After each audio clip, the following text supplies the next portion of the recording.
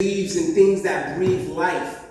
Beginning with bodies, how do people turn into beings that breathe life? And capitalism didn't expect its property to think. Probably should think twice, blink twice. The beggar, the river said, I paid my dues twice. It's been played in a blues song, just added rap music and a few lights. Traditional scholarship, trap music, the hood gave it a few likes. Close proximity to witches and neighborhoods getting their food right. Like how we move militant under clouds, hands in masses' house, like should we give them the benefit of the doubt? A bunch of siblings, about that hoodoo, I benefit from the sound of voodoo, mantras, and getting my people out. Like wow, Kino, don't the species face disintegration? Did Harriet Tubman write a prayer for Western civilization? Probably not. Dang, fam, I don't mean to sound nonchalant, but this is late-stage capitalism. Gardens is all we got. And the lanterns of dark people, my people dark bright, I call them bright people, as in the indigenous theory of all people. They get closer to the core, not to ignore the flawed people. That's the poem. Thank you, I appreciate it. Joy on legs, I like that, I'm gonna steal that one. We talk a lot about the politics of joy, and for me, that resonates so much in the joyful work that we've been able to really engage in as we've been in conversation with community. And so I know a lot of people oftentimes ask, Ilhan, how are you doing? And I tell them I am being joyful because I am in community with the people who I love, who I have the honor and the privilege to represent them in Congress.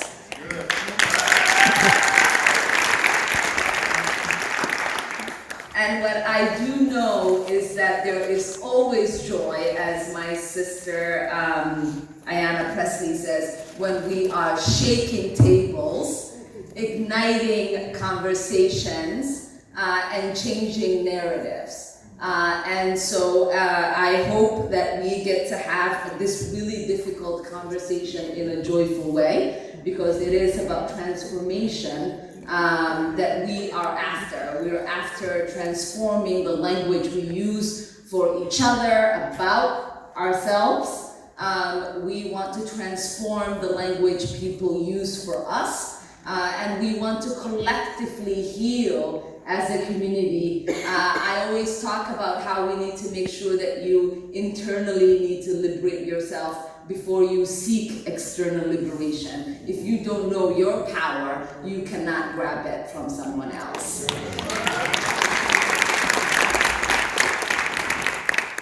So this week has been an extraordinarily busy week. My team, if you guys can give them a round of applause, has been hard work here and in DC. We've been able to engage in conversations around food, our food systems. We've been able to visit today a juvenile detention center, having a conversation with young people who've interacted with that system. We've had a conversation about the achievement gap and how access to early childhood education can disturb that school to prison pipeline. We visited the Hmong Farmers Association farm and had a really wonderful conversation about what it looks like when community is able to collectively come together and harvest their own food and use that as an asset collectively. Yesterday we had a beautiful roundtable of many of the folks that are dealing with the food deserts that exist in our communities. We also had a conversation about the persistence and ever-growing maternal mortality rate in the Black community, how our women are dying because of pregnancy and childbirth, and ways that we can address that. And I was really honored to be joined by Congresswoman Ayanna Presley to be able to do that. So tonight, we get the opportunity to have our Congresswoman, my chairwoman, on the Africa Subcommittee of Foreign Affairs, and the chairwoman of the Congressional Black Caucus, here with us to engage in this important conversation. She had the foresight when we first had got sworn into Congress to say this is the first time in Congress's history that we have 55 members of the Black Caucus in Congress.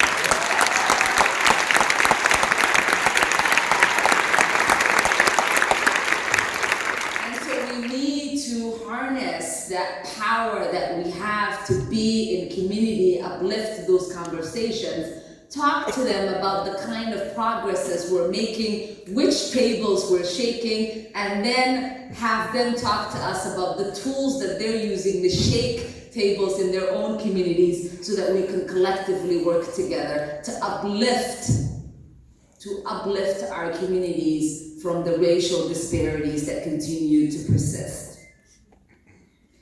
And so tonight we are gathered here for the closing event to talk about another serious issue plaguing the Black community, the unspoken reality of mental health. African Americans are disproportionately more likely to suffer from mental health issues than white Americans. According to the U.S. Department of Health and Human Services, in 2015, African Americans were 20% more likely to report serious psychological distress than white Americans. And African Americans are almost twice as likely to be diagnosed with schizophrenia as white Americans. Despite these statistics, African Americans are less likely to receive behavioral treatment, regardless of age or income. In 2011, 73% of Americans received treatment white Americans received treatment for major depressive episodes, while less than 55% of African Americans received treatment. There are many different factors for why African Americans with mental health issues are not receiving the care they need. Institutionalized racism in America has greatly influenced socioeconomic disparities faced by communities of color, and poverty is a high-risk factor in behavioral health issues. According to the U.S. Department of Health and Human Services Office of Minority Health, African Americans are 3 times more likely to report psychological distress if they are living below the poverty line. Moreover, despite the implementation of the Affordable Health Care Act, during 2014, around 6% more of African Americans were uninsured than white Americans. Without insurance, many cannot afford the treatment to treat their mental illness. Poverty is therefore both a risk factor in developing mental health issues and a barrier to receiving treatment. Another factor in addressing mental health in African American community is a significant stigma against receiving treatment for mental health. A study conducted in 2008 revealed that even among the African Americans who were already mental health consumers, more than a third felt that discussing their mild depression or anxiety would have them be considered crazy, and that they consider discussion of mental health to be inappropriate even with family. A third factor is the lack of representation of African Americans and lack of understanding of race issues effects on mental health among physicians. Only around 2% of American Psychological Association members and associates identify as African Americans. There is a concern that because African Americans are so underrepresented in behavioral health care specialists, that these specialties might lack the cultural competence to understand the need of the community.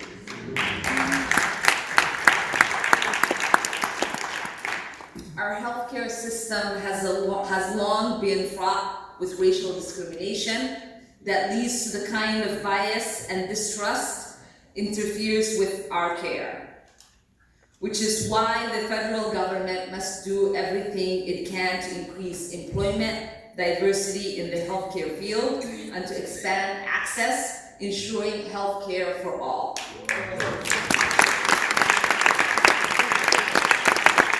It's for this very reason why I support Medicare for all.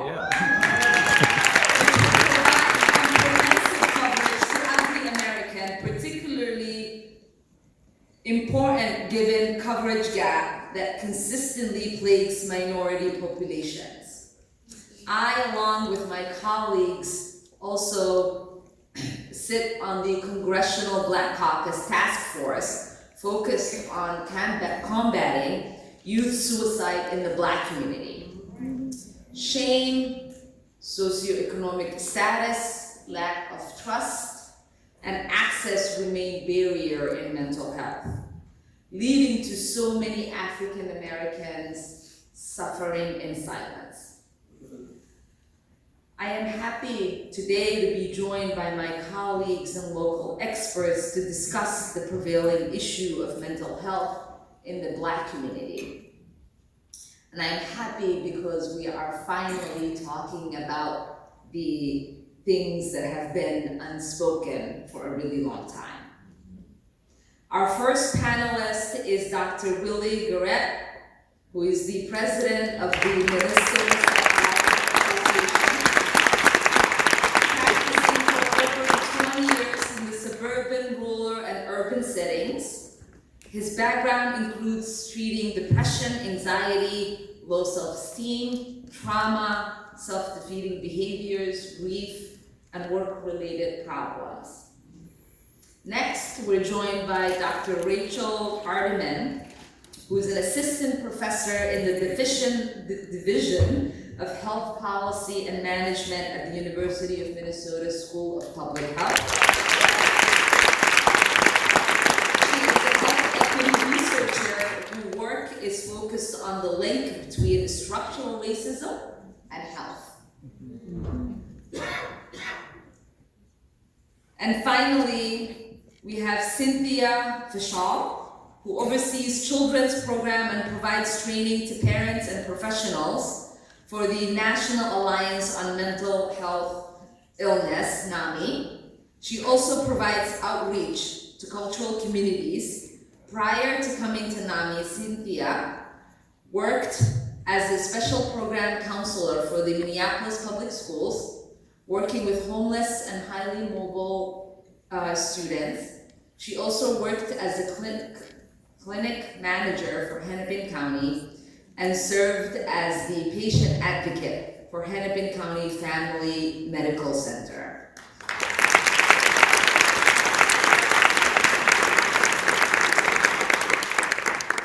In that role, she developed and co-facilitated the Cultural Competency Program. But you also notice that we have one person on stage that I haven't introduced yet. So our special guest is Kendrick Sampson. He's an actor and activist who leverages his platform and storytelling to shift culture for good. Kendrick is most known for the Vampire Diaries, How to Get Away with Murder, where I first saw him,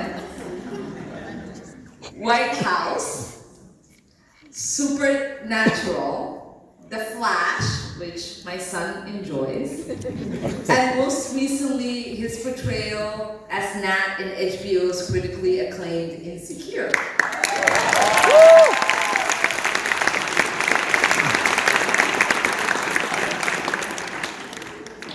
In addition to his on-screen work, Kendrick uses his this platform to amplify transformational grassroots work in intersectional mental health justice, the criminal legal system, and immigration.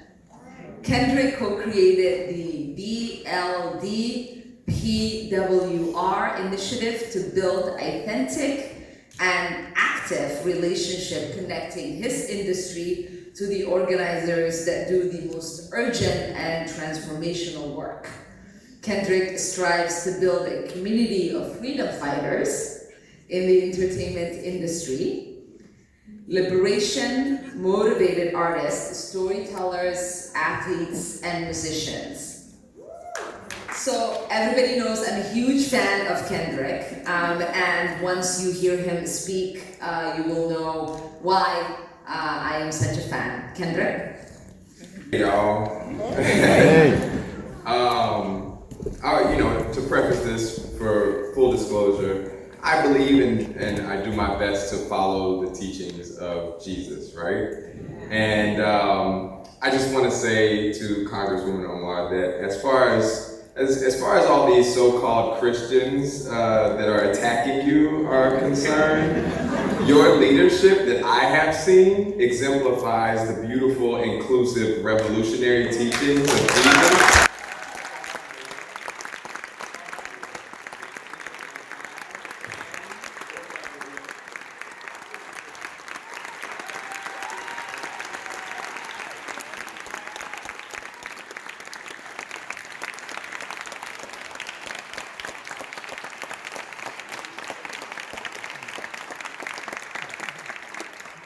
Now that we got that out of the way.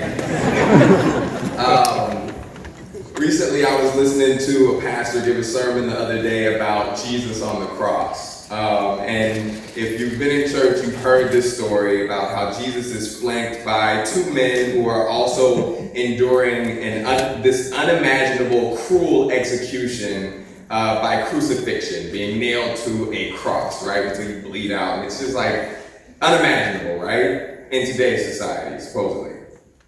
In some translations, they are called rebels. Some have translated them as criminals. They're believed to have been guilty of thievery, stealing.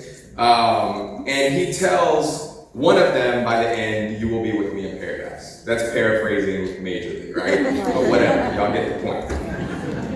As many times as I've heard this story, I'm listening to it and I realize that we just assume that the two men flanking Jesus deserve such an extreme punishment, such as crucifixion, for a crime that many people believe to have been theft. We assume that the same system, the oppressive Romans that imposed ridiculous taxes, extracted resources, and created conditions in which people have to beg and steal, and to be in a constant state of lack.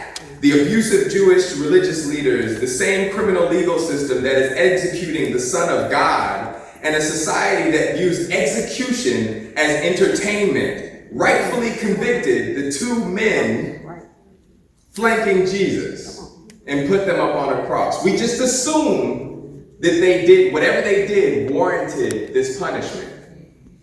Think about the mental state of that society.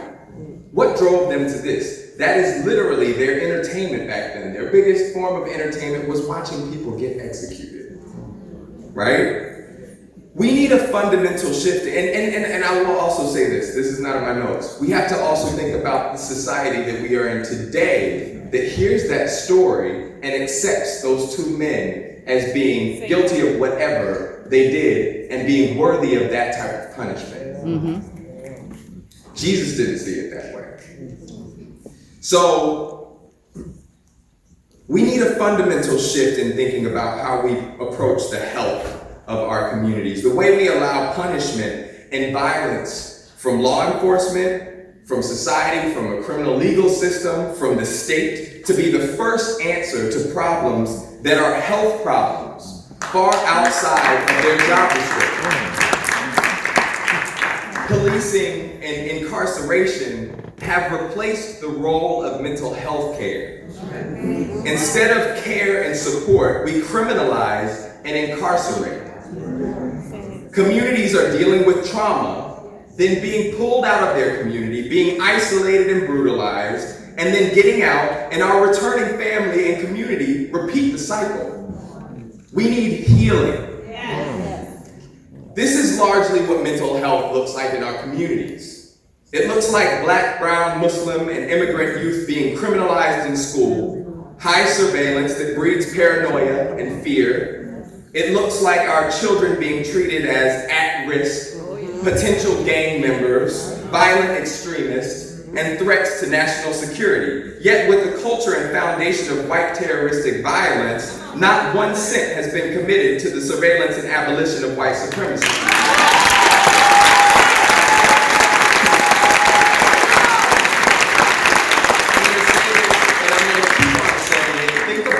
Mental health effect of that on our communities. It looks like anxiety and trauma caused by separation of families. As Rita Moran pointed out yesterday, that is obviously happening at our borders and airports, but has been happening in our cities and towns and following and torturing our communities for 400 years throughout slavery and our criminal legal system. It looks like people experiencing a mental health episode being 16 times more likely to be killed by police. Good question, but I'm gonna get through this speech and then I got something. According to the study led by Frank Edwards at Rutgers University, 1 in 1,000 black men, 1 in 1,000 black men and boys can expect to die at the hands of police. He says that's better odds of being killed by police than you have of winning a lot of scratch-off lottery games. Wow. Black males are 2.5 times more likely to be killed by police. It's the 6th leading cause of death for young black men. The 3rd leading cause is suicide. On second now. Now it's second. Listen to the expert. Okay? Second. He says, listen, I have mental illness. I deal with mental health issues. My brothers, my sisters, on any given day, between 50 to 60% of our prison population has mental health issues. 60 to 70% of the jail population. I'm thinking about my family and how blessed we've been, or not so blessed, because many of them have ended up in the hands of police, in our jails, and gotten worse. But we're taught to just pray it away, or call the cops, or that it's a discipline problem. The truth is that we are fed poor mental health, and then aren't given the resources, the education, nor the empathy to address it. So we often resort to the problematic system that created or exacerbated the problem to make it worse. Anybody struggle with mental health issues or know someone close that does? Raise your hand. So look around. You are far from alone. So where is the infrastructure to deal with this? In our society, taking care of our mental health is demonized. It's feared, criminalized, made fun of. It's the butt of jokes. It's oppressed. Even more so when it's associated with people of color, or trans people, or a person of an uncommon gender identity. There's a need for liberation. We have to ask ourselves, how do you think it feels to have to hide your sexual and gender identity? Especially with the toxic masculinity that goes unchecked in our communities. Because of the survival of fittest mentality that thrives in oppressed communities. Think about the fact that queer and trans people are disproportionately criminalized, unhoused, unsafe, and pushed out, and then murdered, abused, trafficked, locked up, committing suicide at higher rates. How does it feel knowing that society taught us to believe the lies that some accents or religions, darker skin colors, are dangerous and less worthy of human rights, or worrying that you might be deported or separated from your loved ones, targeted because of lies spread about your people. This consistent stress, paired with other existing trauma from the history of white supremacy and white terroristic violence in this country, has created a culture of poor mental health and trauma. With all the systems built to target and oppress Black people, it's impossible to not experience some level of trauma. If everyone has a safe space to talk, express themselves, improve their health, society is safer. But in this society, our jail system is our biggest mental health institution, which is proven to make us less safe. We must change that. I've been blessed to be a part of a project called Reform LA Jails in Los Angeles with Patrice Cullors. She founded it, and she's the co-founder of Black Lives Matter. And it's a ballot initiative to redirect billions of dollars meant for new prisons to alternatives for incarceration for people experiencing homelessness and mental health issues.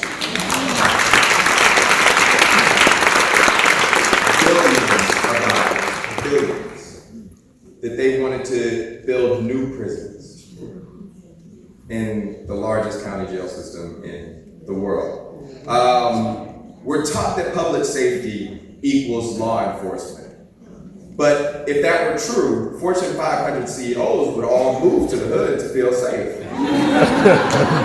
No shortage of law enforcement there. Studies show that communities with better access to jobs, healthcare, including mental health, housing, and good education are the safest. That is the true definition of public safety.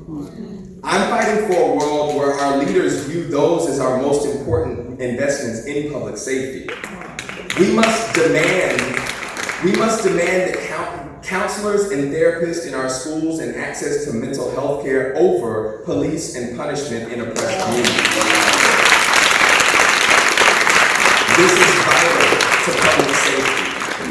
I know it would transform all of our communities and uplift all generations. I'm fighting for a safer society where counselors and therapists far outnumber police and punishment, where rehabilitation and health is prioritized. I believe in a world where we try to leave every situation and person better than we found them. A world where women, children, communities of color, indigenous, native, Black, brown, Muslim, Asian American, Pacific Islander, trans, lesbian, bisexual, gay, trans, queer, disabled, mentally ill, undocumented, all those held in mental and physical cages and cells, this current iteration of slavery, and those who are considered different or misfits are liberated and celebrated, free and loved. A world where we bring those who are on the margins to the very center of our community, where we love and value every person regardless of their background or identity. In order to achieve this, we must prioritize liberation. Our mental health needs liberation. We can't be truly liberated without addressing the trauma that stole and continues to steal our liberation. As Audre Lorde said, without community, there is no liberation. We need heavy investments in the communities that are most oppressed. We have to build up our community and protect our leaders that are prioritizing liberation. We have to build up our community and protect our leaders that are prioritizing liberation. Even with the best healthcare, the best aid to good mental health is a healthy community. The one thing that gives me hope, this trip anyway, is when I came here and I see all that is being thrown at Congresswoman Omar. I'm inspired and hopeful in seeing how much she loves her community and how much her community loves her.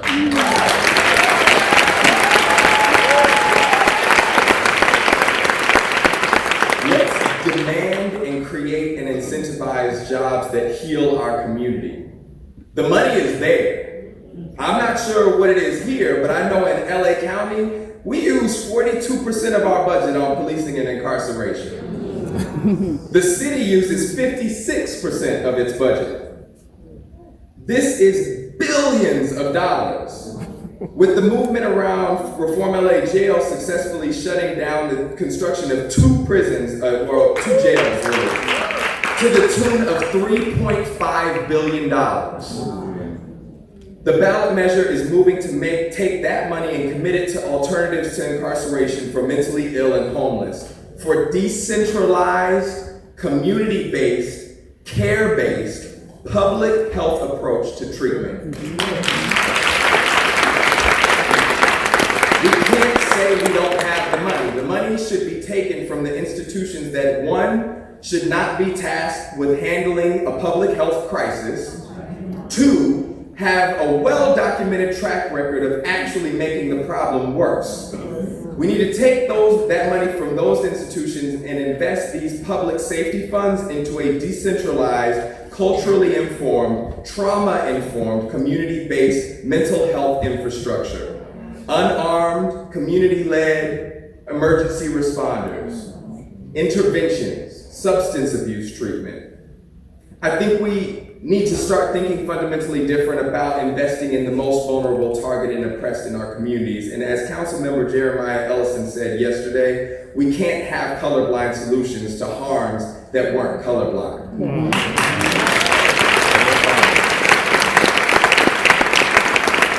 I'm wrapping this up, I promise.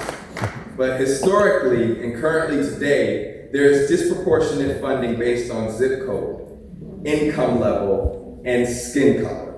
The wealthier and wider an area is, the more funding and support it receives. Those areas with less income and more melanin tend to receive below what should be the minimum requirement for a healthy community. It should be the opposite, and we have to demand the opposite, especially with mental health and trauma-informed care. Those who have more melanin in this country, especially those who have lower income, should receive more funding, greater funding than those who can afford it to repair the damage that this country has forced upon these communities. That is just one small aspect of reparations. Remember, as I wrap this up, one person's mental health affects the people around them. We need to focus on our own mental health and what we need.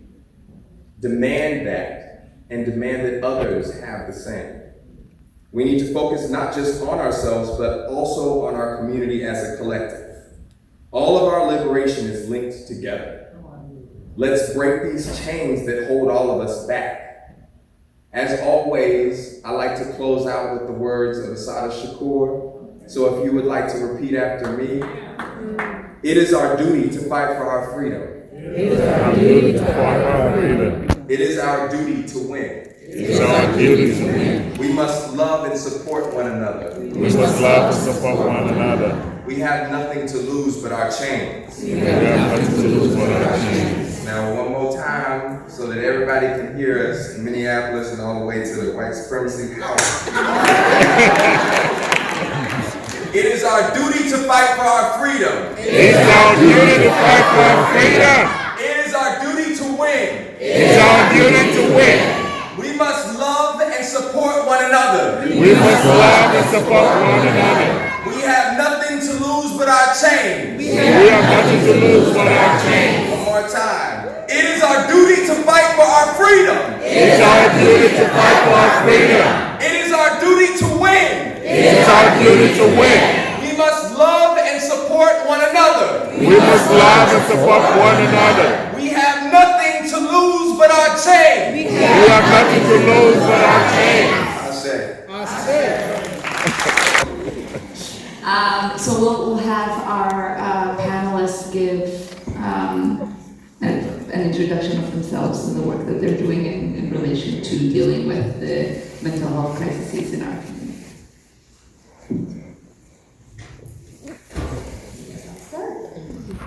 Good evening, everybody. My name is Cynthia Fashaw. I direct the children's programs and the multicultural outreach at NAMI, Minnesota. And for those of you that don't know about NAMI, it's the National Alliance on Mental Illness. And it's a program that does provides information, advocacy, and support for people who live with mental illnesses and their families. In my role, I supervise a team of people, but I also do quite a bit of training in all kinds of communities. My passion is working in Black and brown communities because I see that we suffer from mental illness it seems to be that we suffer without the kinds of supports that we need and the information we need to get better. So the kinds of things that we do is we do support groups. We have lots of information. We work one-on-one with parents who have children who have challenging behaviors. You don't have to have a diagnosis. We work with you so that they can be successful in school, get to services that they need. Sometimes we have to go with you and fight at the schools to get services that are needed or with insurance or hospitalization. And so for my part, in my community, when people call, I respond. If you need some answers, you call. You need somebody that can tell you how the system works and what you need to do to make it successful for your child or your loved one, you call. All of our services are free. We do lots of trainings in the community around mental illness and the kind of resources that are out there. All of our services are free. We don't believe people should have to pay to get help for themselves. And so,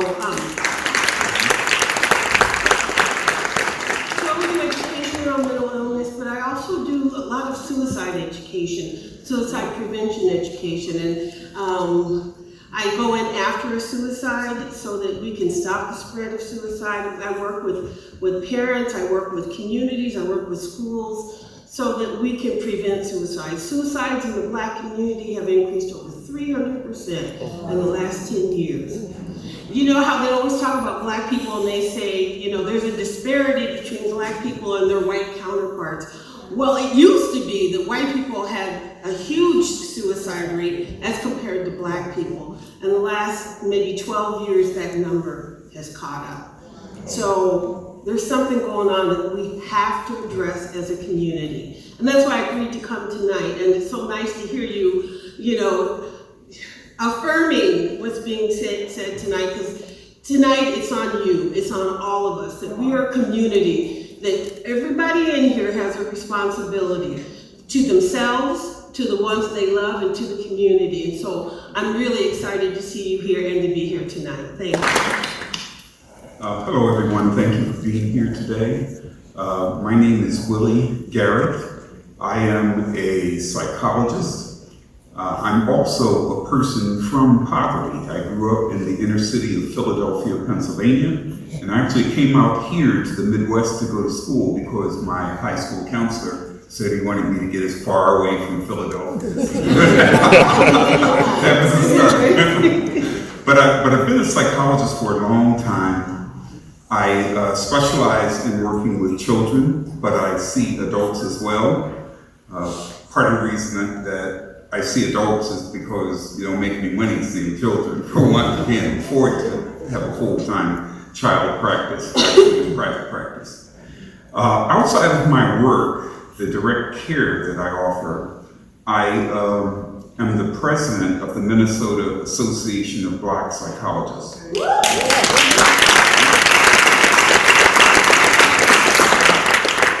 And next year, I'm going to become president of the Minnesota Psychological Association.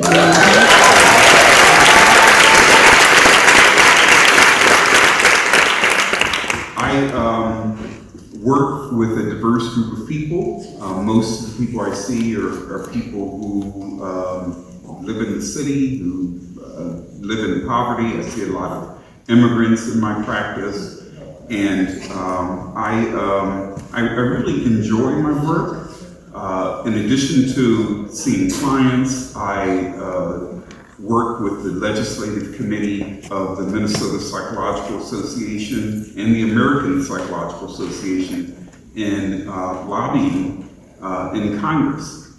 And we work to improve the mental health care for people. And I've been doing that for over 20 years now.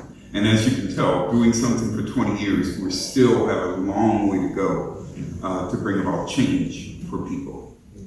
So thank you for being here, and we'll talk more about this. Good evening, everyone. Again, my name is Rachel Hardiman, and I am a professor in the School of Public Health in the Division of Health Policy and Management, where my research and education, the courses I teach, are based on the premise that racism is a fundamental cause of health inequities and it's making us sick.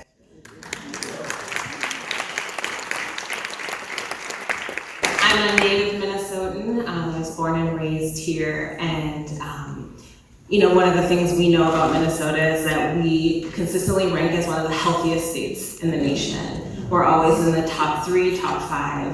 But when we start to peel back the layers and look at things by race and ethnicity, our rankings fall to the bottom.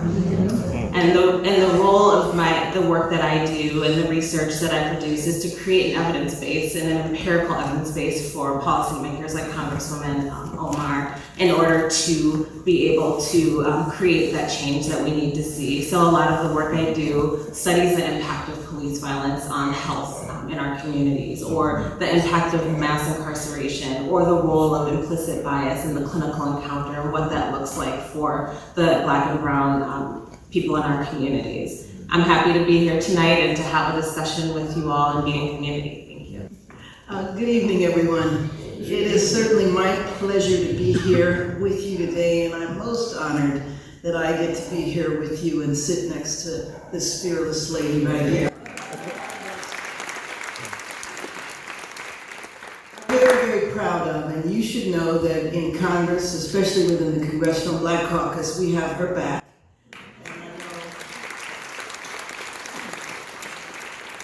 We have her back here because we have to make sure that we take care of each other. When you step out, when you're fearless, when you challenge, we have a history in this country. And we have to make sure that that history is not repeated, which means we have to protect our own.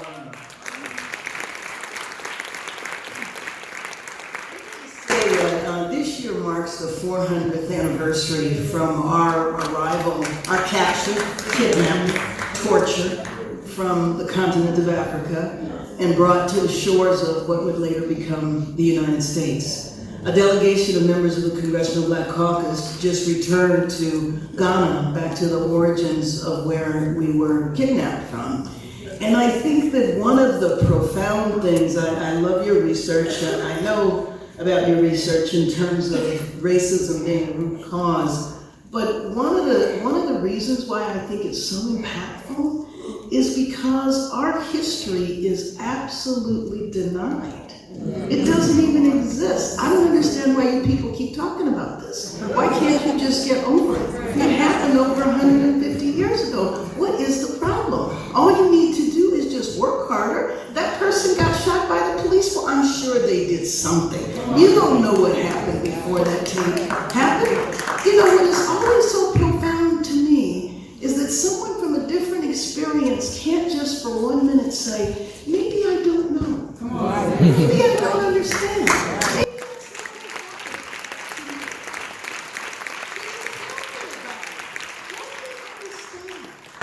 So this year in Congress, and as a matter of fact, when we go back on September 10th, we're going to have a commemoration of the 400th anniversary within the halls of Congress. And we're going to have it in front of the statue of Frederick Douglass, and right next to the monument that is dedicated to the enslaved Africans that built that place to begin.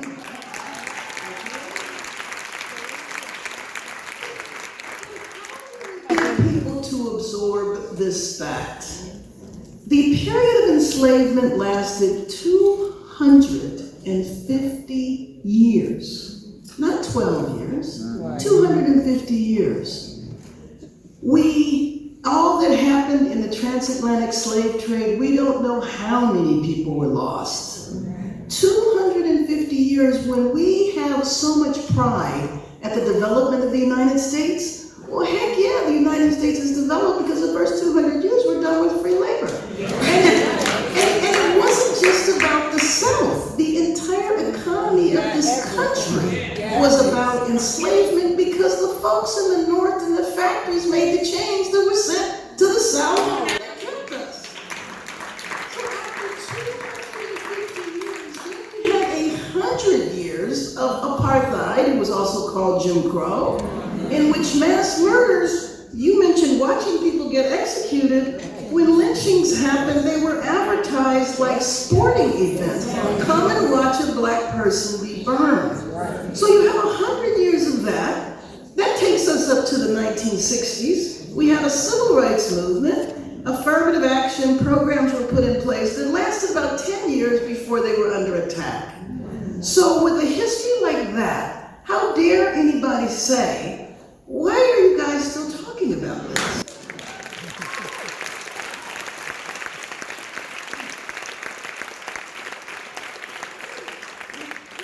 Just say a couple of more things. Now, in spite of all of that, we're some hellified folks. Because we not only survived, we have thrived, and we are sitting in this room today.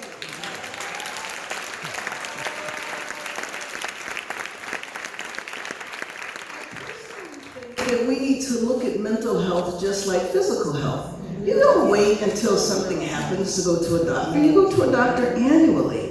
Why can't you view a mental health checkup in the same way? You go and make sure everything is okay. And frankly, if any of us go through a traumatic event, and I know I certainly have had mine, if I go through a traumatic event, then I need to go and see someone to say, this happened to me.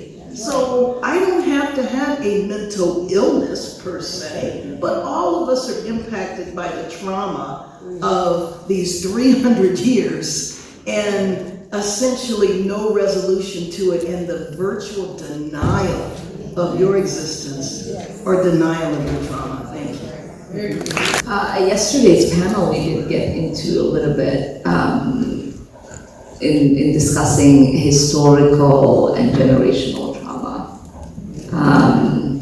So I have a lot of questions I could ask the panelists, but you all seem eager to have a conversation. And so I am going to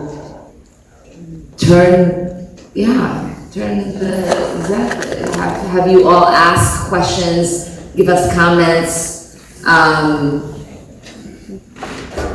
So if you're interested in speaking, you raise your hand and I will recognize you and someone will bring you a mic. Does that work? Okay, wonderful. Let's see, there's a young man in the front right here.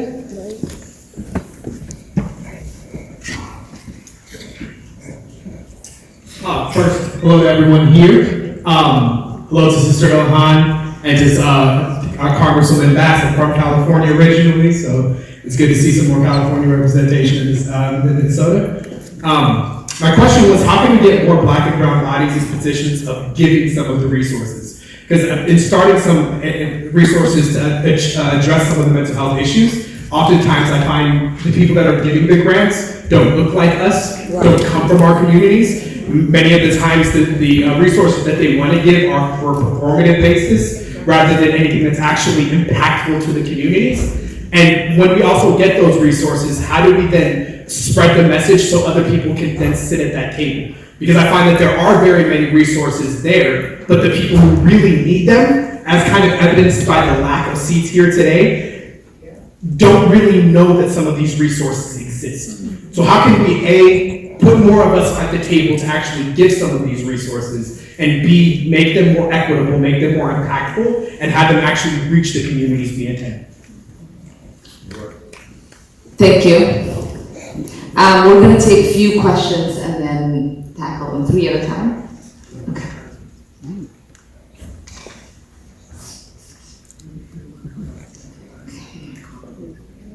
Yes. Over here in the red.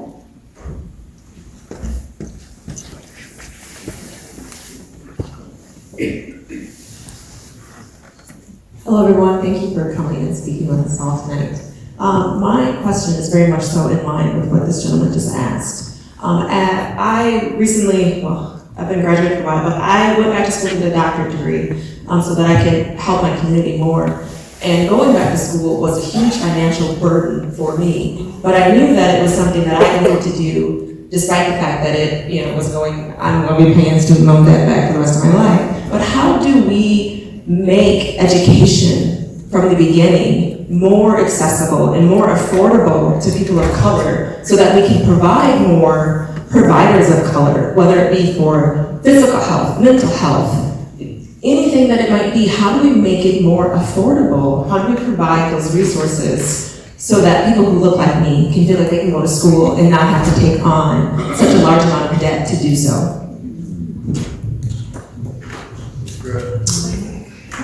We'll take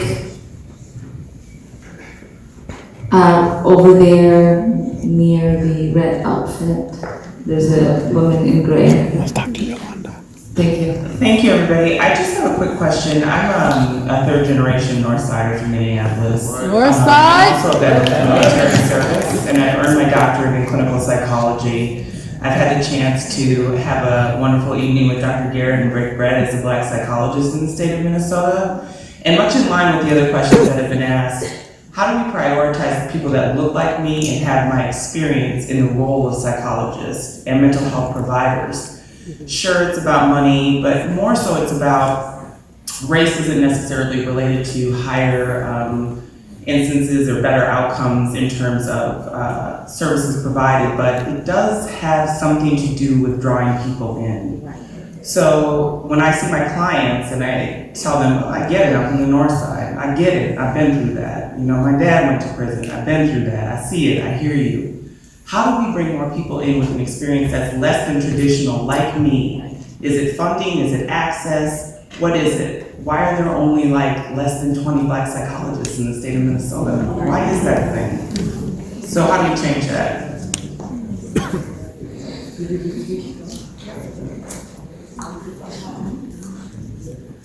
So, to the panelists, whichever one, the first one was access to grants, how do we find grants, where do we get them from the community? The second one is how do we make education more affordable so that folks that look like folks in the audience can receive the same degrees. And then the last woman was saying how do we prioritize people of color, but not just people of color, people who've had the life experience of the folks that she would see in clinics and are in the community. You don't have to do all three. So I'll start with one on grants. Is that grants to support resources come from a number of places. They can come from the state, they can come from the federal government, they can come from foundations. So recently, there has been a movement where they have realized that small organizations, cultural organizations are in essence closed out of that process by what's required for the grant. And so there has actually, right now, they're in the process of changing some of the requirements for the RFP for grants. Some of the foundations are a lot easier and a lot more willing to fund small organizations. But it means, being diligently pursuing a whole multitude of foundations. There's a website that has all of the foundations on it. And so then you can go into the site and see who's got what grants available. So in terms of resources, there are a lot of resources out there. The real issue is we don't know about them. So I have children that live with mental illness. And I began to look around me to see what other people's kids' future looked like and the road that they were on when my kids were diagnosed. And I started to see that they didn't have information I didn't have. The doctors didn't give it to me, the nurses didn't give it to me, the developmental people that worked with my child did not give it to me. And so, I began to question, where do these people get this information? I have a doctor that lives with autism. I have a child with autism. anxiety and depression. But I had a doctor who lives with autism, a doctor. So I got him in the corner and I said, hey, look, tell me. Because I'm a mother and I wasn't playing. That my kid was not going to be sitting on my couch until I dropped dead from exhaustion. It wasn't going to happen that way. She deserved a future. And she deserved one that didn't include living in poverty, scratching for her dimes, whatever. And found out that there is a plethora of resources. You would be shocked. So one of the reasons why I started at NAMI was I developed a number of trainings for cultural communities, for African American people specifically. So that when you come to those trainings, we walk through everything. Number one, special education. Does your kid need it? What's the benefit? What does your child need? How can your child be successful? And then we looked at other things. Crisis planning. So you're not having to call the police. Where do you take your child when they have a mental health condition and sometimes they're heading toward crisis? How do you recognize when you're on that road so that it doesn't get to a point where you either have to physically assault your child to contain them or call the police and possibly have them killed, right? It's so difficult to get people to come to trainings, right? And I understand, because a lot of the trainings use language we don't know, we don't understand. They talk about approaches we don't use and that don't work for us. But this is different. I have the lived experience, and as does everyone at NAMI. You can't work there if you don't either have a mental illness or a family member. So we've all been through it. And so what you learn is not just the clinical part, which I provide, but you also, how do you maneuver through this, right? And I'm definitely afraid to call the police. I am. I'm scared to death. When I need to sometimes. I am very afraid. And so one of the things we recently developed was how crisis planning. Plan for a crisis. What does it look like? It has you walk through that whole process, that when your child is starting to deteriorate, catch it early. And what do you do? An effective intervention. But you gotta come, and you gotta come to the training, and these are things you need to learn. There are a plethora of resources. And so I'll tell you some of them, some that pay for college for kids that live with disabilities, transportation and books, some that pay for someone to come in and give you a break. I know all parents need that, and some just regular folks need it too. But to give you a break. There are other services that teach a kid life skills, right?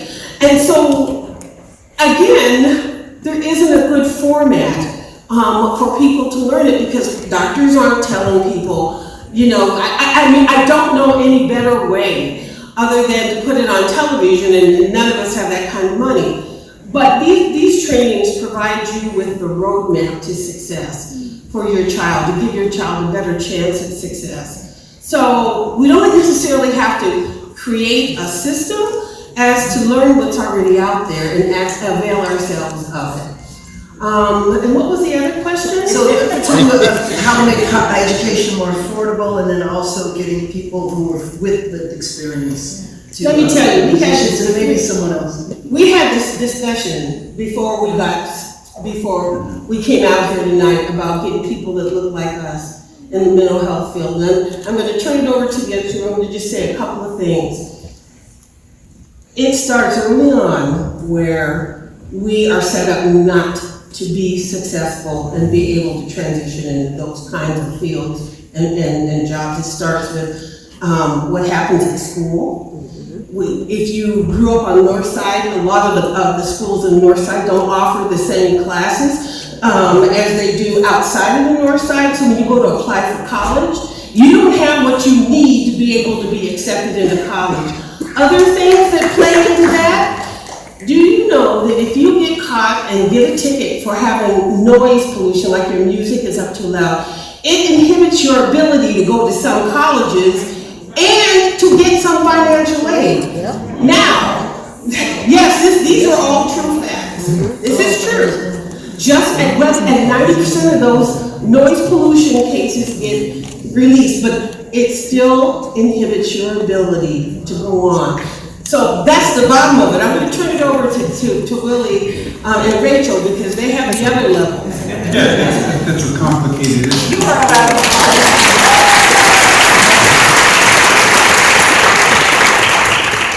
Our biggest struggle as mental health providers is that there's a shortage, an extreme shortage of providers of color. That includes African American and all racial minority groups. And part of the reason for that is that one, education is so expensive for one these days. Ever since President Bush privatized the student loans, it's been like a nightmare to get through college these days without having over $100,000 in loans for one. But a lot of us also got our degrees during a time of affirmative action when universities were actively recruiting us, giving us resources, and we all got through college years ago, and now we're at a time where many of us who went to graduate school a long time ago are at retirement age. Right. For one. And so, and here in Minnesota, which is a cold state, we're not having people from warm states who want to move to Minnesota. Right. And then, you know, and so we were relying before on students coming to Minnesota to go to school, but because of the money issue, we're not having the same number of students who are going to school here and finding out it's not so bad after all, you know, winter, you know, they can survive the winter kind of thing. And so we're having an extreme shortage, and as a provider of color, Black providers of colors are the largest group of all the minority groups. There are about a dozen Hmong, Asian mental health providers, about a dozen or so Latina, only a handful of Native Americans that I know of. And so what happens is that as an African American psychologist, I work with all of the communities of color, because when a person gets into trouble and they ask for a culturally competent provider, they refer them most of the time to an African American person. So, and it's, I don't have a problem with that. I think that's a good thing. I enjoy working with all groups. But the shortage just with African Americans is so dramatic. Like 10 years ago, I did a study of the ratio of mental health providers who are African American to the community and compared that to the ratio of whites. And we found in Minnesota there was an average ratio, which is one white provider for every 800 people in the population. For African Americans, that was 10 years ago when we had more providers. It was 3,500 10 years ago. And I haven't figured out the numbers today, but it has to be way less because I'm seeing less people around. People who I used to know have left Minnesota, they've gone back home to a warm state to either take care of aging parents or retire. And so we have this extreme shortage, which has a compound effect, because then there are fewer of us in any one organization. Very few of us work in a place where there's more than one African American provider. And so, and with that, then we have a lot less influence in how the organization functions, in terms of the cultural practices. In fact, some of our supervisors, I've had African American providers get reprimanded by their supervisor because they were practicing using culturally competent practices, actually. And their supervisor didn't feel that it was the standard of service that's accepted, you know, by, you know, the state or the American Psychological Association. So it really has a compound effect. We talk about access to services. People of color don't have that privilege of being anonymous when they seek services because there are so few providers, there's only a few places where they can go. And so they don't want to come in for services There's a mental health stigma, of course.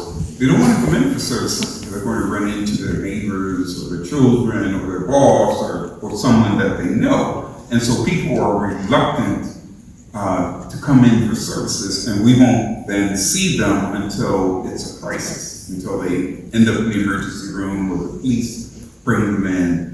And then we have a huge problem to deal with because it's more than just a mental health issue, it's a legal issue, and it's a housing issue, and it's a health issue, and all of those things combined together.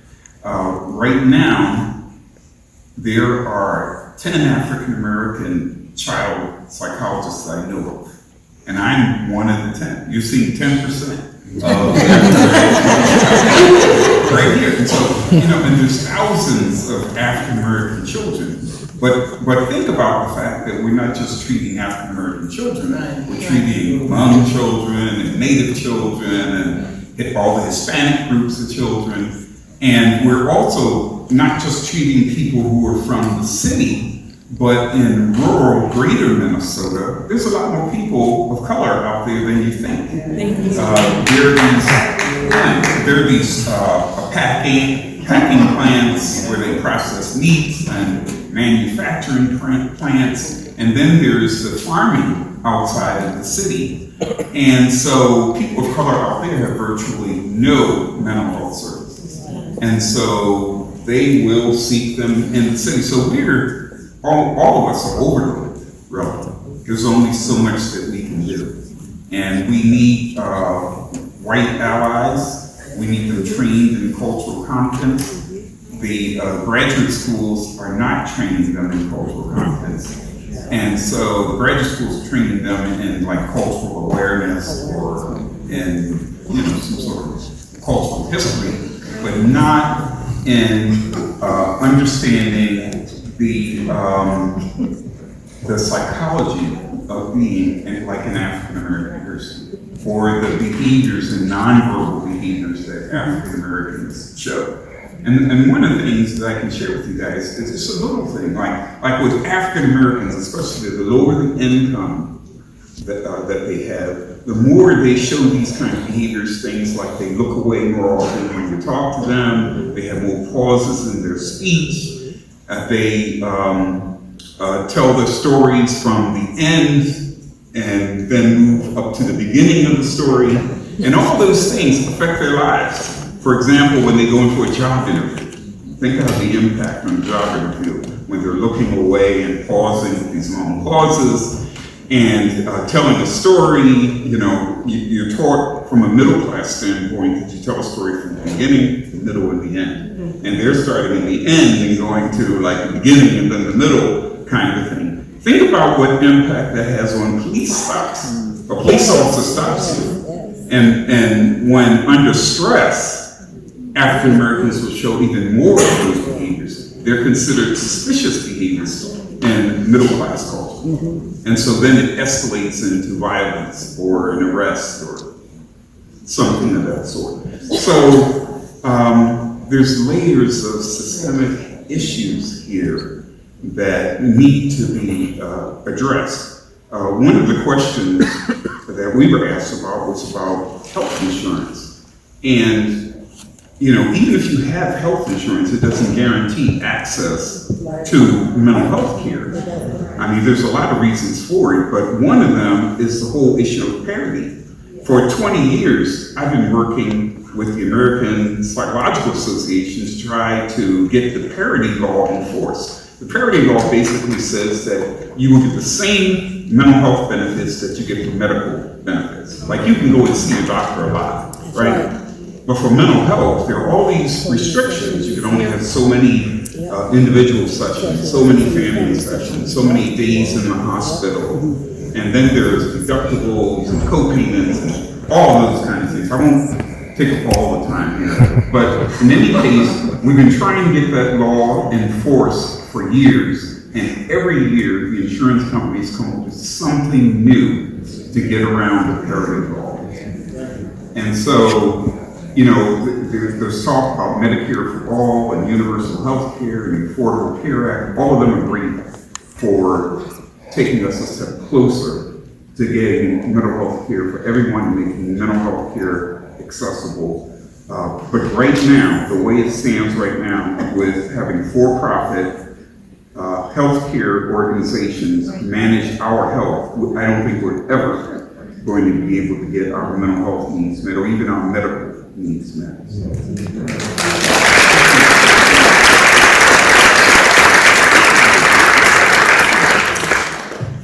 I wanted to circle back to your question, Oni, because I think it's an important one regarding so we have this pipeline issue, right? We know that we have a lack of mental health providers and a lack of healthcare providers of color across specialties and disciplines, and that there's systemic and structural issues that contribute to that. And then there's also the piece that there's a lot of children out there who don't even know what's possible. And I think that is our duty here, is to make sure that our kids know what's possible. And then on the other end of that, legislation like the work that Congresswoman Omar is doing around canceling student loan debt, right? Those are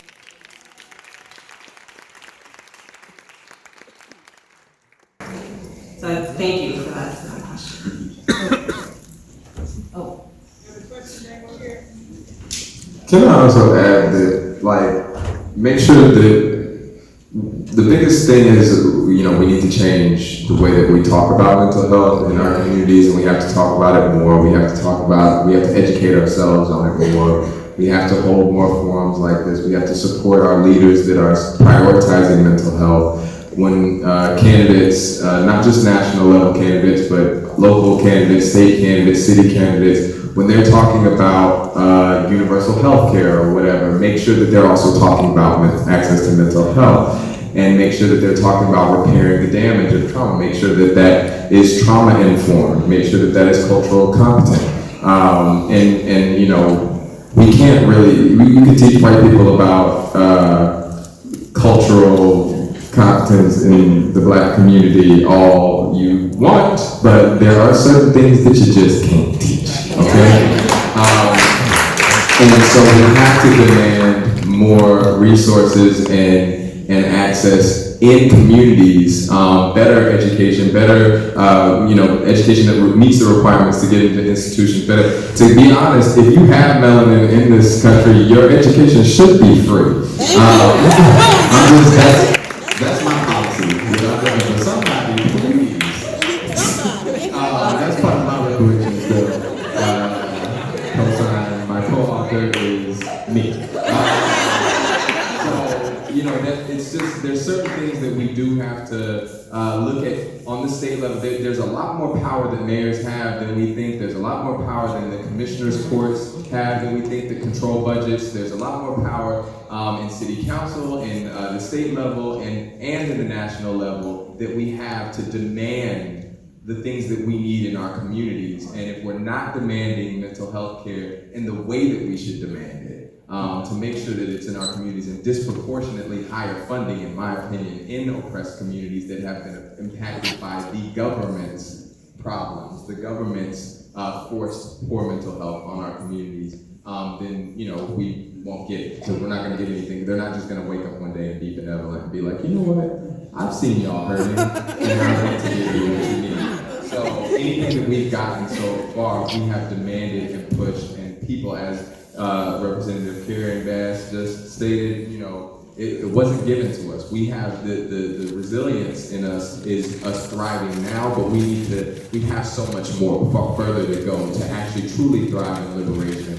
And we need to make sure that we're demanding those things. But that's in access to education and all that we need to make sure that we apply mental health care to that, and in our communities. Talk about it. So in Congress, right, I think having our debt cancellation bill pass will be helpful.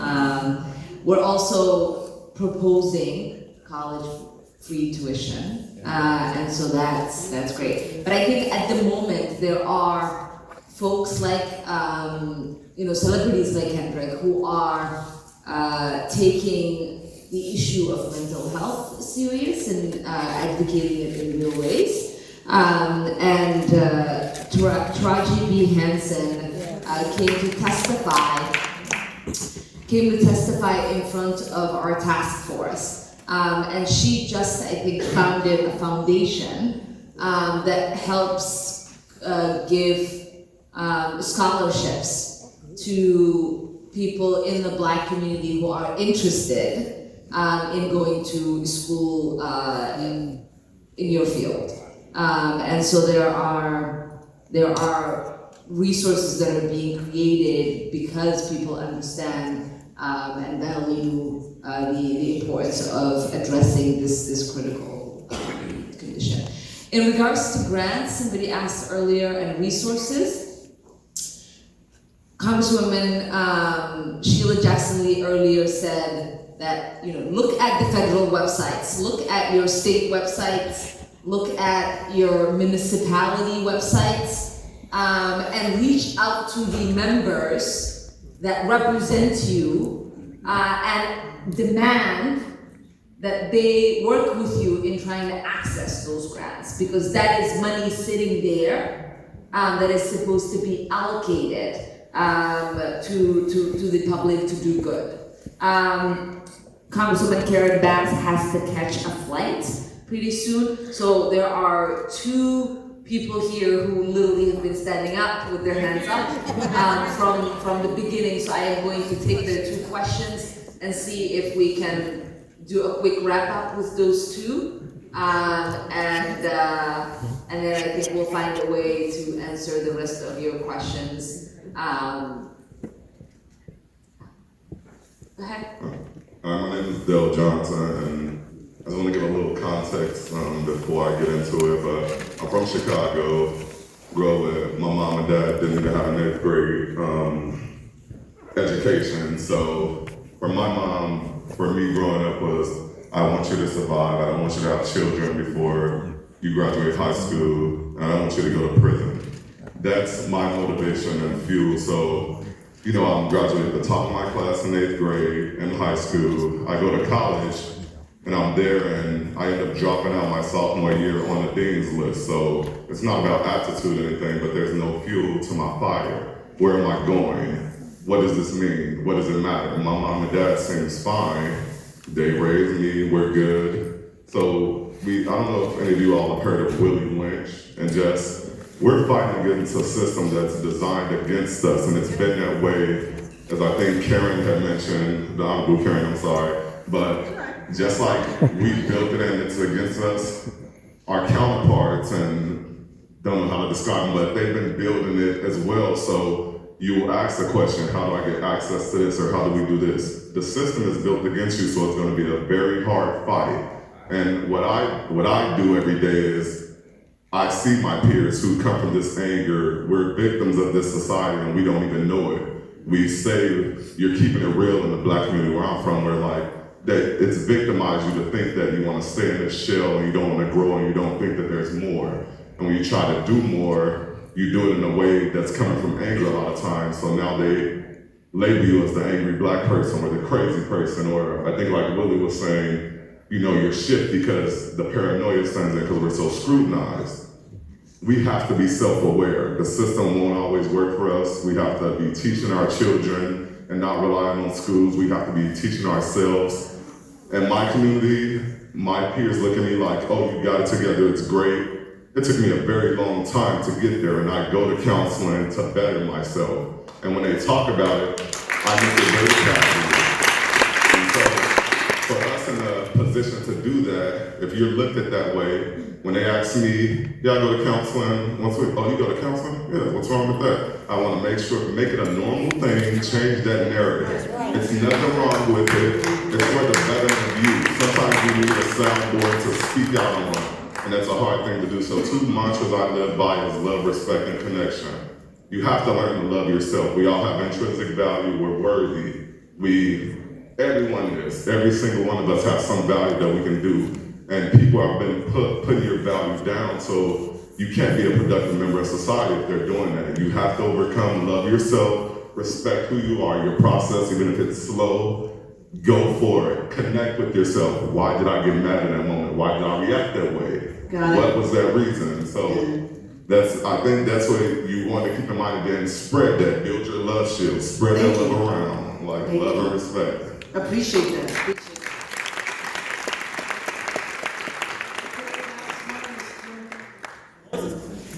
Me, right? Yeah, go ahead. Yep. Nobody's calling anybody on this side. Ms. Omar, me, right? Yes, you. All right, you, thank yes. you. So being members of Congress and probably familiar with systemic tools of oppression used in policy, language, and formatting.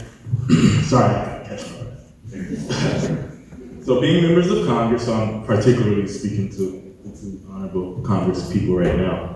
And being probably familiar with systemic tools of oppression used in the language of policies and formatting, what is the significance and connection that mental health has with reparation to the Black Americans who are probably descendants of slavery? Alright,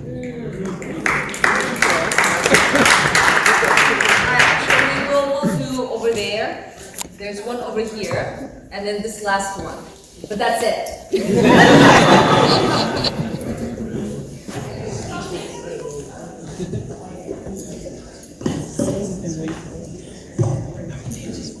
Good evening, everyone, and good evening to the panel. Whoa, it was the young woman right there. Oh, excuse me. She has been getting up every 5 seconds.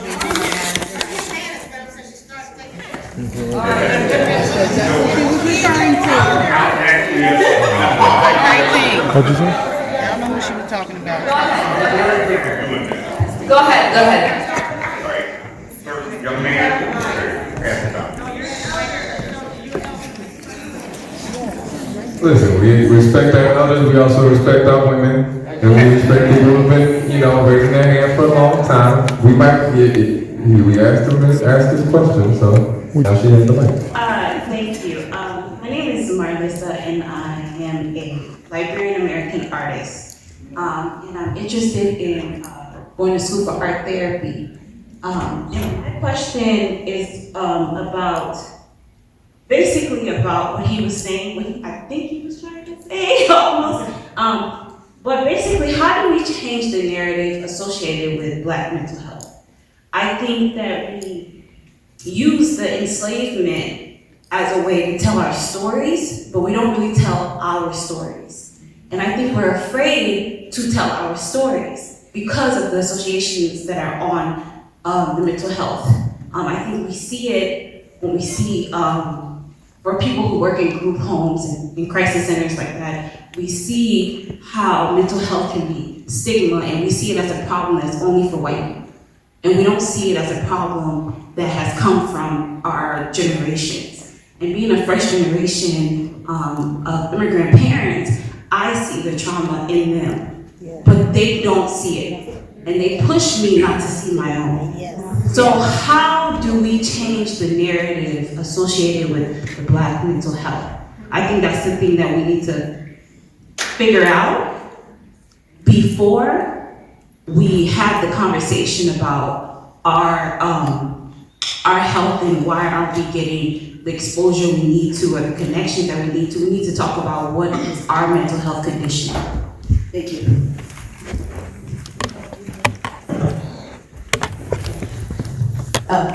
I'm Dr. Bravada Garrett at Insania, and I'm really glad to be here. Thank you.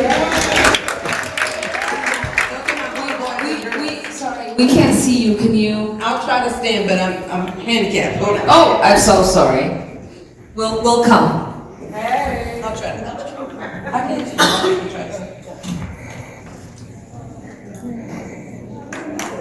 And I just wanted to address a couple of things and ask one really big question. I know that as African Americans, we have historical trauma. They've even done studies to show us that from one generation to next, without even experiencing trauma, that it goes and is passed genetically. So if you don't experience trauma, it could be healed. But we continue to experience trauma as a people. We don't know that wellness is a right, and we also see that racial stigma has the same physical effect on your brain as being physically assaulted. have a right to be well. Right now, we see here, even in Minnesota, when we get federal block grants, and I'm not gonna be politically correct, places like NAMI that are primarily white get most of the money to serve people of color. And the larger and smaller groups who don't have those skills, don't have grant writers on staff, stay up 2 or 3 days trying to write a grant because you just heard about it. We don't get an equal, there's no equity in that process. And so my big ask and my big question, my beautiful sisters in Congress, is using your power. What can be done so that when money is given, that there is some kind of carve out or requirements for each state who gets those federal block grants to put some of that money back into the communities who are so overpopulated. Come on down the stairs. Young man, sir, give me your name. What's your name? Yep, come on down, go up these stairs.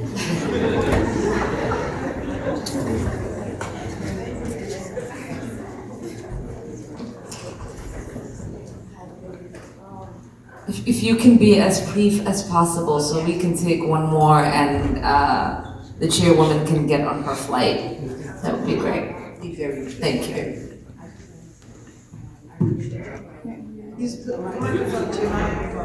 I just want to say I appreciate y'all. I just got off work and I heard about y'all, so I wanted to hear it come. I am one of the people you guys are talking about. I come from a generation with mental illness or whatever, because, like they say, I'm a descendant of slave as well. And I've been going through a lot of things, through trauma, historical, whatever. And this wasn't a choice. It was generational mental illness, which I hate, but it is what it is, I guess. I gotta deal with it. But I'm here because I want to tell my story. Because it's not just me, I'm open now. I'm open because I have children now, let's face it. And they're getting older. And I don't want them to go through what I'm going through because I can't work. I want to work. I want to be like you, up there, like or everybody in here. I can't. Because I didn't have that. So I'm gonna be brief, but I just want to share this story. I'm facing it every day, all day, and I'm acknowledging and aware of who I am as old of having this, and I have doors coming at me because I'm going by myself facing this with raising 3 children that I didn't choose to do it. It chose me. I didn't choose this mental illness. It chose me. I don't have a mental illness. I don't have that. I don't label that. I don't label my children as that. But I know that that's what the system had to tell us, that we had that. And I'm just saying that I'm hurt. I'm sad because it's just not me, it's everybody else, and people don't listen to me. I'm facing child protection again because of my trauma, because of my historical, because of generational wealth of what's been going through me, because of my past mistakes, because of the bad choices I made, because it came to me. And now I'm facing child protection because of my mental illness. And you know what I told the commissioners and tell them that it's unfair and injustice that people like myself and others who's in poverty, who wants a life, who can't go back to college because of my mental illness was in effect. I can't even graduate. I can't even show my children look at me. And now they acting out because they see their mom is just sitting here. I can't even educate my children. I can't even educate my children the way how I want to. I can't provide for my children. So my question is, what are you gonna do in the CPS system that destroyed us, taking our children, took my nephews away from me because I can't, because took my children away, trying to take my children, took my nephews away from me because how do you know I'm black? I'm not black. A black is a color. A black is my pants. I'm not that color. I'm indigenous. You take my children, you take my nephews, because I have a mental illness, because you red flagged me and you said I have a mental illness, is because I'm just trying to tell you what I want. and I'm crazy because I'm speaking my mind. I'm telling you how I feel, that's right. And I'm not a criminal, but I'm crazy. So my question is for you is, what are you going to do about the disparities in mental health with the CPS and everything else of what we're going through? And that's taking our children.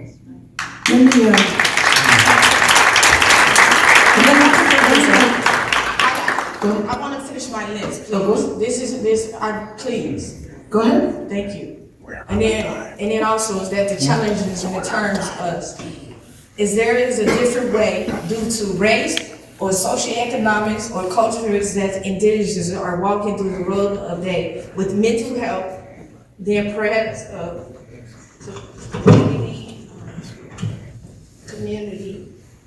What about the culture issues with the treatment? Do you think that people who go either to talk their therapy to get medication or just even to get medication or just even to get on evaluation have be aware that the person who's listening to them may not be heard or what they're saying the same way?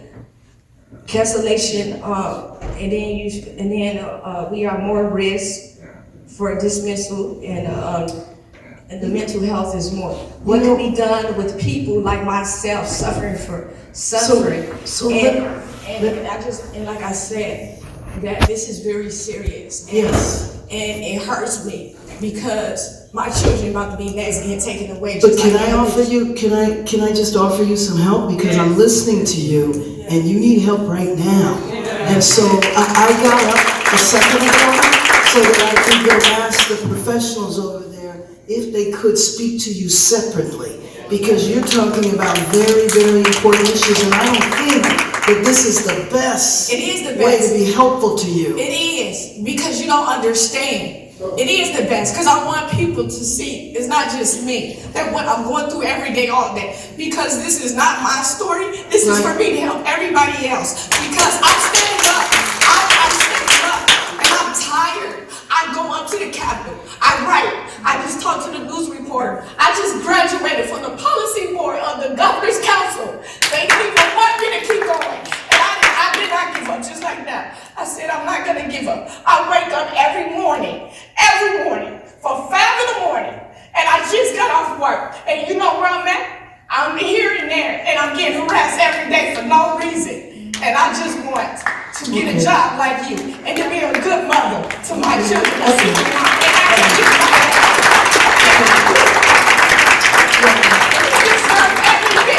I worked hard and my family worked hard. I want y'all to hear, because I don't get hurt. Because y'all just brush me off. I'm getting tired of brushing off. I'm tired. I don't want to brush you off. I do not want to brush you off at all. I want to make sure that you get some help. Because it's not for me, it's other children who's getting undiagnosed. It's other children getting taken away. Not just mine, not just my nephews. No, that's right. Not just my nephews. I'm speaking up. That's right. Because we are tired. I'm tired. What's your name? I'm tired. Tori. Tori? Yes. Tori, I really appreciate your passion and you bringing up this issue, and that's a really important issue in my family as well, and I've seen a lot of families be separated. This is like a historic trauma, and there are disparities. Hold on, sir, let me speak to it.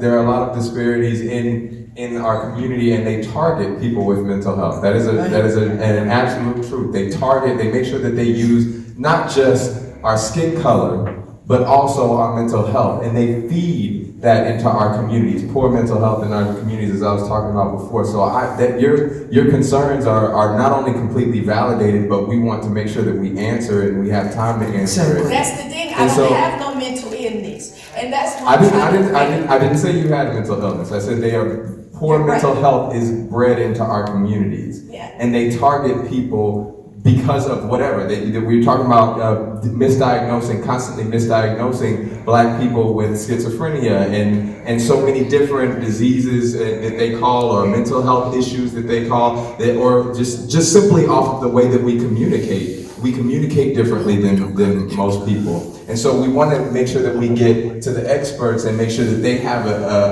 they give you a thorough response. And the two amazing leaders that we have here to give you a thorough response. And also, if you stay later, they can take you to the side and give you an even more thorough response, because we want to make sure that you are satisfied with whatever the answer is. Exactly. It's for everybody. It's for everybody. I appreciate you Let me bringing this up. just talk about the child welfare system for a minute, because that's a system that I focus on, and what you were saying is 100% correct. Instead of dealing with the crisis, what we do is take the children away. So one of the things that we've been working on in Congress, and it was actually passed last year, I don't know if Minnesota has adopted it, but there has been a change in child welfare policy that says you can use the money for mental health, for substance abuse, for services, and keep the families together. That's different than what has happened in the past. So that's brand new policy.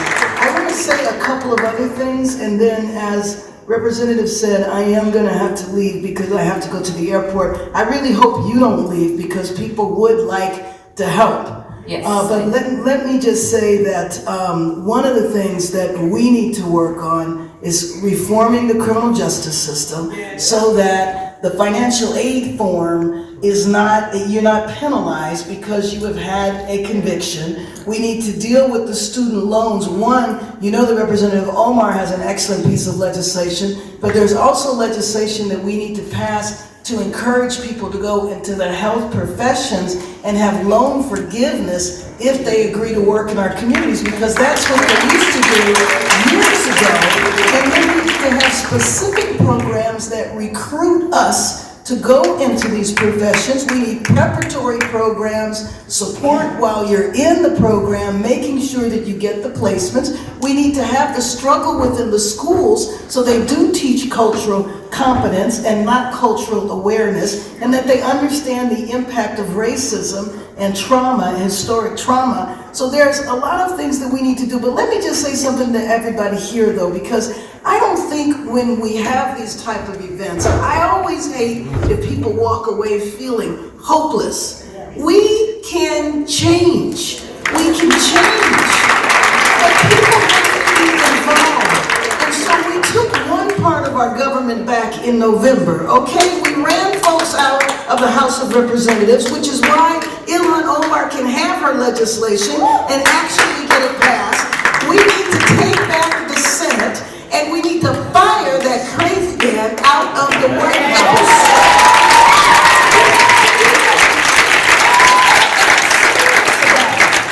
If you want to bring about the change, we do have to force our government to do that, but we have to have the power to do that. And so we need the White House, we need the Senate, and every single person here can play a role in that. We have to go out, we have to vote, we have to put people in office like this who are warriors, who go to office for the right reason. The resources are here. You have county government, you have city government, but we have to be involved to make those systems work. It was an honor to be here with you today. I got to go back to Los Angeles.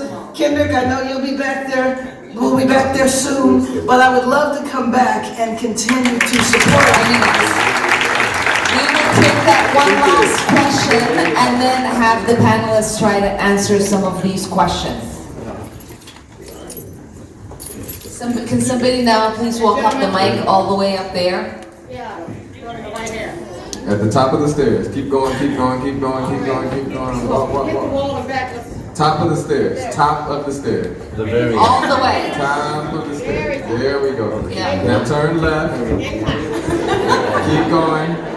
Keep going there. Yes, right there. They're never going to get it. It's that they're hell-bent on dissolution and they're not going to get it. Thank you for the mic again. And thank you for the presentation. Thank you for coming and giving us your skills, opinions, experience. I'm also a black provider in a profession that's underserved. And I can't tell you what it is because my voice in public is advertising. And it's regulated. It means it's regulated. But I do have some answers for some of the questions as to what we can do. In 2005, there was a study published at the Center for Philanthropy at IUPUI, that's Indiana Purdue University at Indianapolis. It's great. At any rate, and it was about philanthropy and who gives and how much they give. And it was noted that African Americans and the so-called poor whites who were considered less, that they didn't have high school educations, gave more money to charity per capita than any other group of people. And African Americans were at the highest at 7%. Now, most of that went to the church, but there are organizations in our community that can help you. You just have to search them out. Secondly, if you're going to search them out, you have to help them with your own savings dollars or charitable dollars, some of which may go into church. The foundations, the community-based nonprofits, the people that keep us whole when we're hurting, so there are answers. And we have to give up some of our stigmas that we rely on so healthily. Men, we have to stop being studs and go to the doctor. Women, you have to stop carrying everything on your backs, being the strong Black woman, and say, I'm hurting, I have to get some help. No one can get any help unless they go after it.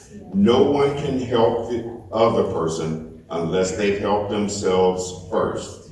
Now, this is not, I'm not trying to antagonize anyone, but if we hadn't elected our own representative, we wouldn't be able to talk about it like this. So we can do it, and we have the ability to do it. And I didn't get interested in politics in the 1952 presidential election for no reason. I still participate, but I have to participate from behind. But I want to let you know that you can do this. There are organizations, and as the person from NOMI said, the representative, there are a plethora, a virtual plethora of places to help you. And when kids come to my office and sometimes say, I don't have any money for a college education, I tell them go search for scholarships, because there's scholarships everywhere. More than you know. So thank you for your help, and that's so we have the answer. I just want to point out we're about an hour over time. So we have to completely rush out of this building in 3 minutes, I'm told. I will say this, in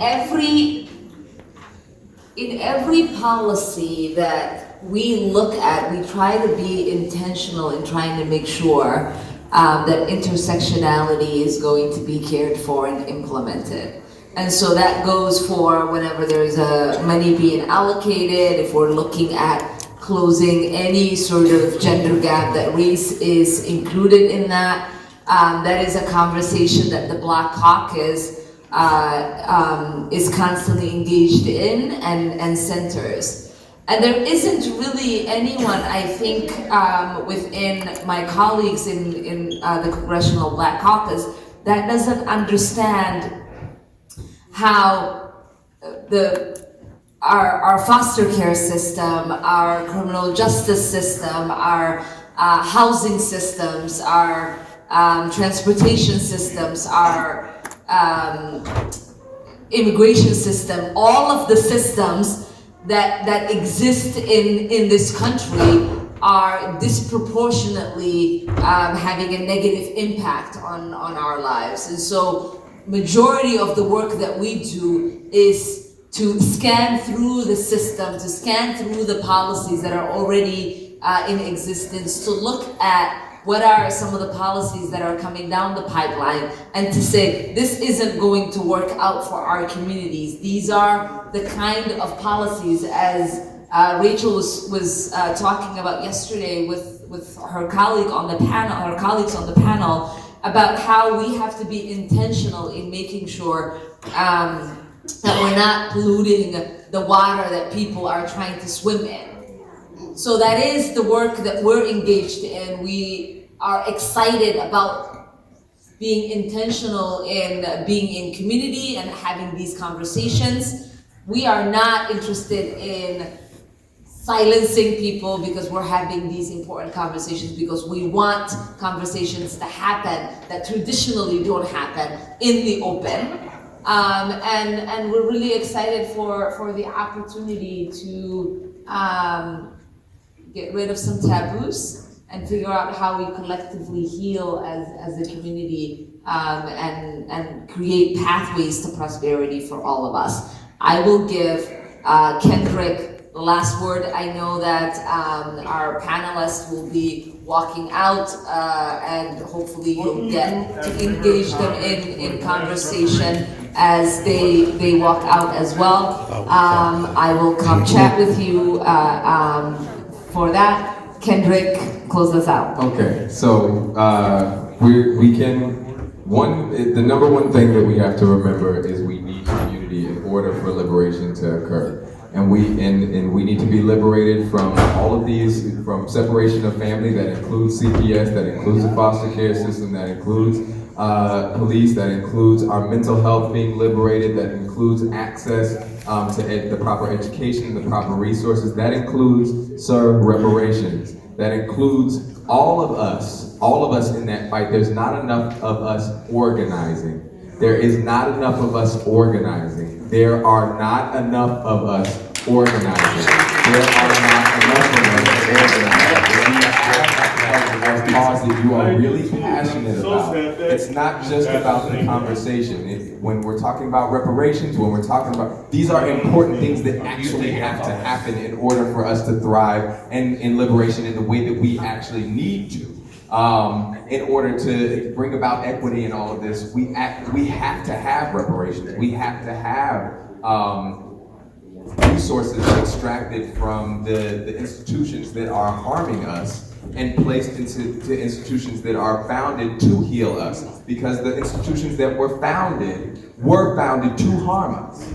So we have to take those, we have to demand those resources. We have to demand that those resources are put into healing institutions, right? And in order for that to happen, again, it's not going to be given to us. Nothing has ever been. The systems that we have in place, our ancestors have always hijacked to help us. So in order for us to do that, we have to organize us. We have to organize our community. We have to take the responsibility.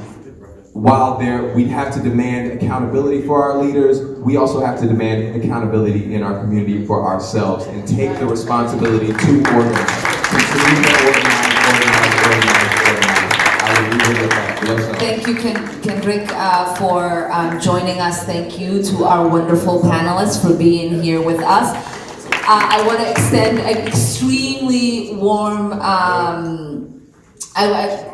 I want to thank the Congressional Black Caucus for being so generous in helping us organize this week's event, and for sending 4 of their members to be here with us to be in conversation with Minnesota's 5th and Minnesota in general. And I thank you all for being with us throughout the day, and for staying 1 hour past the time we were supposed to end. Thank you so much for being here.